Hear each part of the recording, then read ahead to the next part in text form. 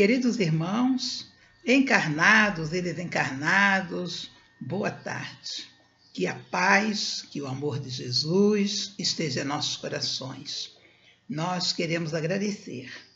Agradecemos a Jesus, a Maria Santíssima, ao nosso anjo guardião, nossos mentores, nossos guias espirituais, e queremos agradecer a você que está conosco nesta hora para a nossa reflexão desta tarde, pedindo muita proteção para todos nós, para seus familiares, seus amigos, seus parentes, seus vizinhos e por todas as pessoas que você vai encontrando no caminho e que todos nós vamos encontrando no caminho. A cada um que nós encontramos, nós pedimos a Jesus que abençoe, que essa nossa conversa, que esse nosso encontro, que esse nosso momento possa ser um momento de paz, de harmonia, de serenidade, de amor, de esperança, de força, de prosperidade para todos nós. Então, que o Senhor nos abençoe, que tenhamos uma linda tarde e que possamos, nesta semana que vai iniciar, que este texto que vamos ouvir, que ele possa nos ajudar, de alguma forma, para que nós possamos progredir nesta semana, levando essa mensagem do Senhor nos nossos corações. Nós vamos, então, abrir o nosso trabalho orando uma prece a Maria Santíssima. Ave Maria, cheia de graça, o Senhor é convosco. O Senhor é convosco. Bendita sois entre as mulheres, bendito é o fruto de vosso ventre, Jesus. Santa Maria, Mãe de Jesus, rogai ao Pai por nós que estamos em dificuldades, agora, enquanto necessitarmos e na hora do nosso desenlace, que assim seja. Que a paz, que o amor de Jesus permaneça conosco, agora e por todo sempre, graças a Deus. Então, meus irmãos, vamos começar o nosso estudo de hoje.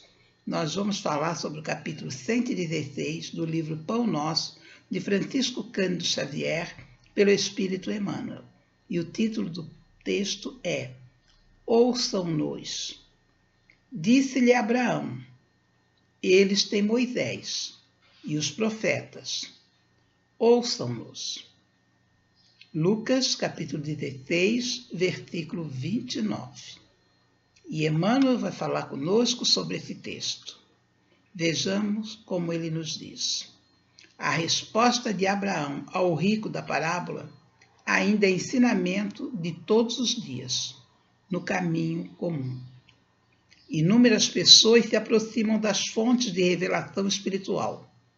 Entretanto, não conseguem a libertação dos laços egoísticos, de modo que vejam e ouçam qual lhes convém aos interesses essenciais.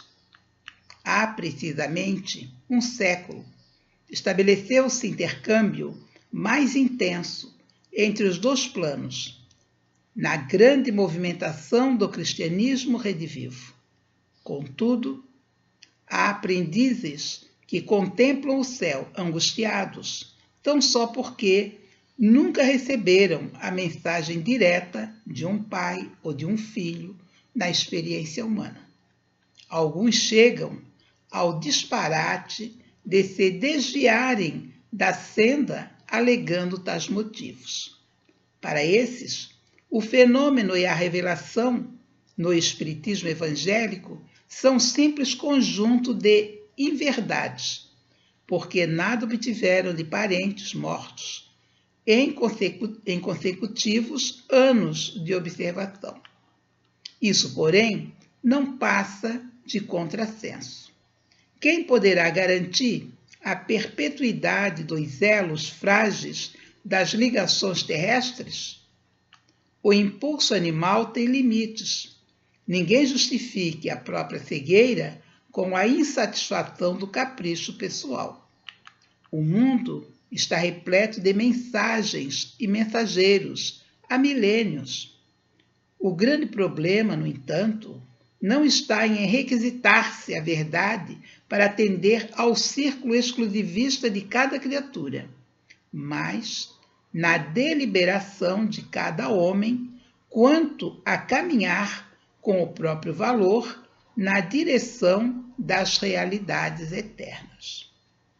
Então, meus irmãos, nós vamos começar a refletir sobre isso que acabamos de ouvir. O texto que nós estamos falando, ele está nos mostrando algo muito importante para cada um de nós, para que nós tenhamos realmente fé em Deus, que nós tenhamos vontade de seguir o Evangelho do Senhor. É preciso que a gente faça esse esforço. Como ele fala ali da resposta de Abraão ao rico da parábola. Quando o rico viu Lázaro do outro lado, ele pediu a Abraão que o Lázaro fosse lá avisar os parentes dele que a vida era diferente daquilo que eles estavam acostumados. Mas aí Abraão disse, se eles têm lá os profetas, que ouçam. E assim é, se não quer ouvir a palavra daqueles que estão trazendo o Evangelho, se não quer ouvir a palavra do Evangelho, como é que vai querer entender as coisas? Temos que ter a paciência para ouvir, para refletir, para meditar e para perceber que a vida, ela tem um propósito, ela não é por acaso, ela não é à toa, ela não serve para nada, não é que ela não sirva para nada. Deus não ia fazer uma criatura para nada. Deus nos criou para que nós pudéssemos progredir. Todos nós sabemos disso. Nós que estamos na doutrina espírita, nós sabemos disso. Os que não estão também aprendem a saber disso. Olha para si. Por quê? Que elementos, que situação nós vamos fazer? Vamos construir uma obra e vamos destruir? Não existe isso. Ninguém faz uma obra maravilhosa, o próprio homem não faz uma obra maravilhosa para destruir. Ele faz aquilo para ficar. Quantos monumentos nós vimos até hoje? Por quê? Foram criados para ficar. Não foram criados para ser destruídos. O próprio homem às vezes destrói, mas Deus não. Deus nos criou para que nós pudéssemos evoluir, crescer e alcançar a perfeição. Essa é a proposta para cada ser humano. Por isso nós precisamos nos conscientizar disso aí. Nos conscientizar de que somos filhos de Deus, que fomos criados para alcançar a perfeição e aonde nós estamos é a nossa escola, onde nós estamos aprendendo. Onde nós precisamos nos esforçar pessoalmente, nós, cada um de nós. Olhar os nossos sentimentos, olhar os nossos pensamentos, olhar as nossas atitudes e ver o que nós estamos realmente fazendo para progredir. Se nós estamos ouvindo mesmo o Evangelho ou não. E se não estamos, vamos procurar ouvir, vamos procurar entender.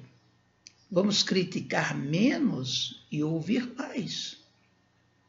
Ter no nosso pensamento esse pensamento do bem. Porque quando nós só falamos, nós não estamos ouvindo. Nós precisamos ouvir o que nós mesmos estamos falando. E ouvir o que os outros estão falando. E ouvir o que está no Evangelho de Jesus. E procurar se esforçar nesse caminho. Então ele vai mostrando, como ele diz ali, inúmeras pessoas se aproximam das fontes de revelação espiritual, entretanto não conseguem a libertação dos laços egoísticos, de modo que vejam e ouçam qual lhes convém os interesses essenciais. Mais adiante ele vai falar que as pessoas ficaram esperando receber informações de seus familiares e não receberam nada. Mas nem sempre é assim. Olha como é que ele explica essa parte aí. Ele diz que às vezes os motivos são outros.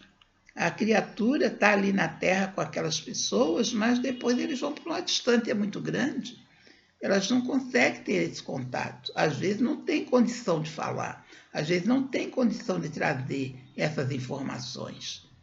Então, é preciso que a gente tenha esse entendimento, essa compreensão, para que nós possamos, então, fazer o melhor e não ficar preso em todas essas coisas que estão nos afastando da luz que vai nos levar ao caminho do bem e que vai nos levar a Jesus.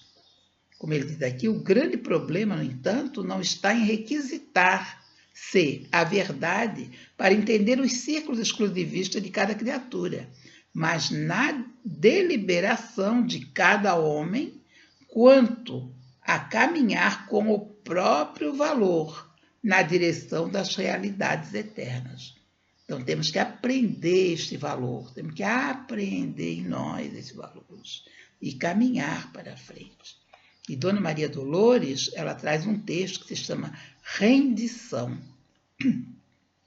E aí ela nos diz: perdoa-me, Senhor, se estou cansada dos meus sonhos falidos, longe de ti, vagando estrada a estrada, nas muitas quedas de meus tempos idos. Jesus, se posso ainda despenhar-me na treva em que o passado me envolvia, que a tua previdência me desarme qualquer inclinação à rebeldia. Se ainda posso afundar-me em desalinho, replantando ilusões para frutos amargos, não me deixes a sós nos passos do caminho. Conserva-me no chão de meus próprios encargos. Se agindo ou imaginando estiver a ferir, nos gestos sem razão de quem ainda me valho, guarda-me no dever, sem meios de fugir à escravidão bendita do trabalho. Nas construções verbais a que me entrego, no anseio de encontrar tarefas benfazejas, não me consintas que eu diga as sombras que carrego. Induz-me a falar conforme o que desejas. Ainda, quando vacile ou tente desertar da luz bendita com que me renovas, não me deixe sair do meu justo lugar, mesmo à custa de crise e de provas. Despoja-me, Senhor, da sombra que me enlaça. A minha teimosia chega ao fim. Consente-me entender o que queres que eu faça. Ajuda-me, Senhor, a esquecer de mim. Que Jesus possa nos amparar, nos proteger, nos iluminar, nos fortalecer. Que nós possamos, nessa semana, primeira semana do ano de 2025, o início do ano, que este ano seja um ano de muita vitória para todos nós, principalmente emocional, espiritual, que nós possamos guardar no nosso coração a força para superar todas as dificuldades do caminho, que Jesus, nosso mestre e guia, possa estar conosco a toda hora e que nós possamos construir em nós uma fortaleza de luz, de paz, de amor, de fraternidade, de esperança. Em nome de nosso Senhor Jesus Cristo, nós encerramos o nosso momento de reflexão com a prece que o Senhor nos ensinou. Pai nosso que estás nos céus, santificado seja o teu nome. Venha a nós o vosso reino, seja feita a vossa vontade, assim na terra como nos céus. O pão nosso de cada dia nos dai hoje. Perdoai as nossas dívidas, assim como nós perdoamos aos nossos devedores. E não nos deixeis, Senhor, cairmos em tentações, mas livra-nos de todo mal. Que assim seja. Que a paz, que o amor de Jesus permaneça conosco, agora e por todo sempre. Graças a Deus. Agradeço a sua presença nesse canal. Lhe desejo um feliz ano novo e que na próxima semana possamos estar juntos para uma nova reflexão. Que o Senhor nos abençoe com muita paz, saúde, harmonia, serenidade e esperança. Em nome do Senhor, nós agradecemos a Jesus pela sua presença, pelo seu carinho com este canal. Que assim seja, graças a Deus.